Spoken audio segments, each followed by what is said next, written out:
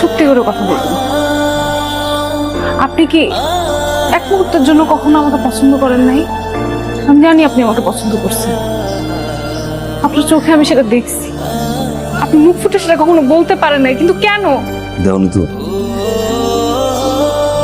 আব্বা মারা যাওয়ার পর থেকে কাকা আমার এই জায়গায় নিয়ে গেছে,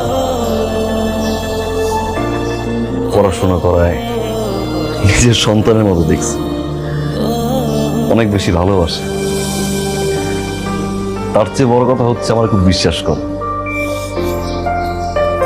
কারে ভালোবাসি কারে ভালোবাসি না সেটা আমার কাছে বড় কথা। বড় কথা হয়েছে যে মানুষটা আমার এত বেশি ভালোবাসে, বিশ্বাস করে, নিজের পোলার মতো দেয়, আমার বিশ্বাস নেই। তোমার তো বিয়ে ঠিক হয়েছে ভালো জায়গায়, ছেলে নাকি আমেরিকা থাকে, বিয়ের পর নাকি তোমার আমেরিকা নিয়ে যাইব। কাকা কইছে ছেলে ভালো, ছেলের পরিবারও ভালো, দেখো কেমন লাগে। আসিফ ভাই, আমার কোনো বিদেশ যাওয়া লাগবে না, আমি আপনার সাথে সারা জীবন কাটাই দিতে চাই। আপনি আমার যেখানে নিয়ে যেতে চান আমি সেইখানে যাবো, আমি হাত চাবো না।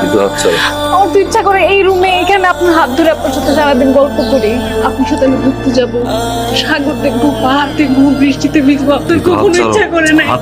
আমি হাত ছাড়বো না। যাইতে বলছি আমি।